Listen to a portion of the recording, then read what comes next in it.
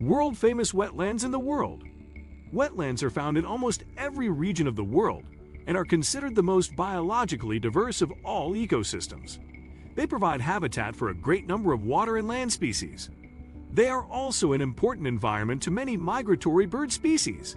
Types of wetlands include swamps, bogs, marshes, and estuaries.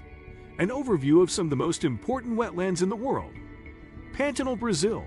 Situated in the heart of South America, the Pantanal is the world's largest tropical wetland.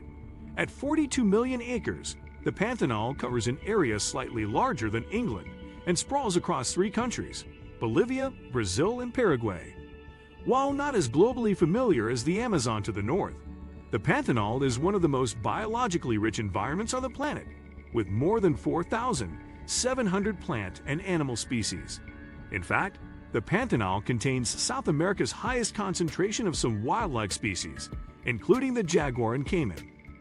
From October to March, floodwaters fill the Pantanal like a giant reservoir and drain out slowly between April and September, providing ideal aquatic habitat, nutrient renewal, and flood control for millions of people downstream.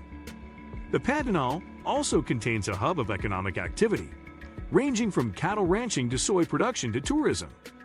The economic activities of the states within the Pantanal contributed more than $70 billion to their respective economies in 2015.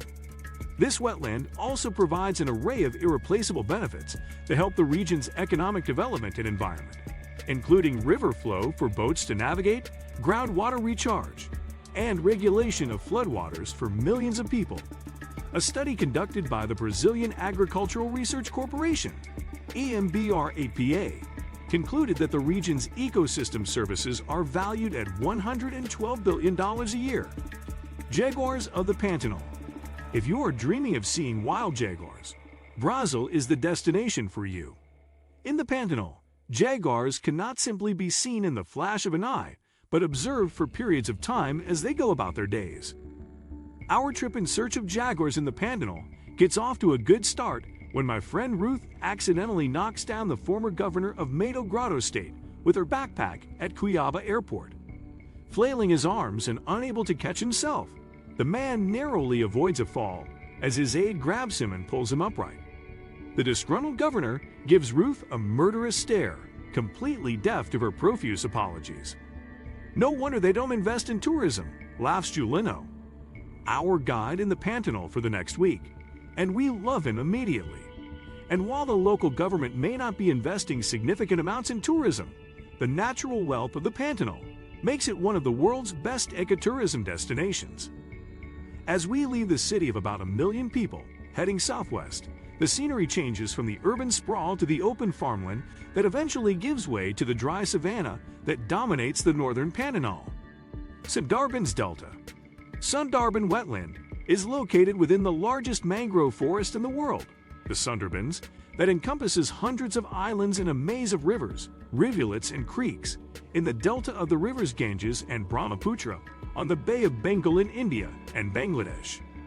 The Indian Sundarban, covering the southwesternmost part of the delta, constitutes over 60% of the country's total mangrove forest area and includes 90% of Indian mangrove species. The mangrove forests protect the hinterland from storms, cyclones, tidal surges, and the seepage and intrusion of saltwater inland and into waterways. They serve as nurseries to shellfish and finfish and sustain the fisheries of the entire eastern coast. The Sundarban Tiger Reserve is situated within the site, and part of it has been declared a critical tiger habitat under national law, and also a tiger conservation landscape of global importance. The Sundarbans are the only mangrove habitat which supports a significant population of tigers, and they have unique aquatic hunting skills. Bengal tiger of Sundarbans National Park. The Royal Bengal tiger, Panthera tigris, is a charismatic keystone species. On the IUCN's Red List, tigers are labeled as endangered and populations are decreasing, with a wild population of about 3,200 individuals. Goodrich, 2015. These individuals can be found mainly in India and Bangladesh. Locks et al., 2010. Currently, tigers only reside on about 7% of their historical range.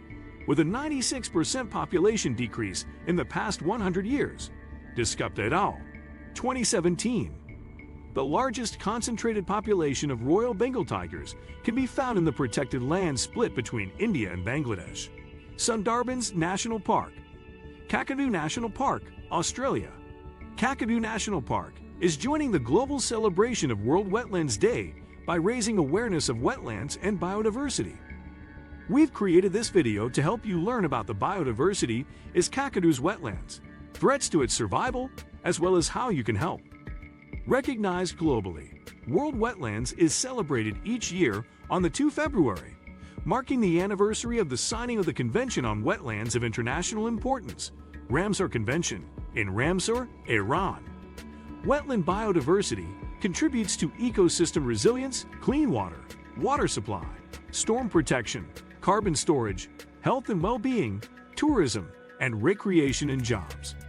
Biodiversity is a foundational value of wetlands and an inherent part of the significance of these ecosystems. Crocodile of Kakadu National Park. There are around 10,000 crocodiles in Kakadu. That's 10% of all the crocs in the Northern Territory. We have two types, freshwater crocs and the salties, saltwater crocodiles. Freshwater crocs have a narrow snout and a single row of 4 large scutes, bony plates, right behind their head. Salties have a broader snout and no scutes. Freshwater crocs measure up to 3 meters long, while male saltwater crocs can grow to a whopping 6 meters and weigh in at more than 1,000. Both species can live for more than 50 years. Camargue, France.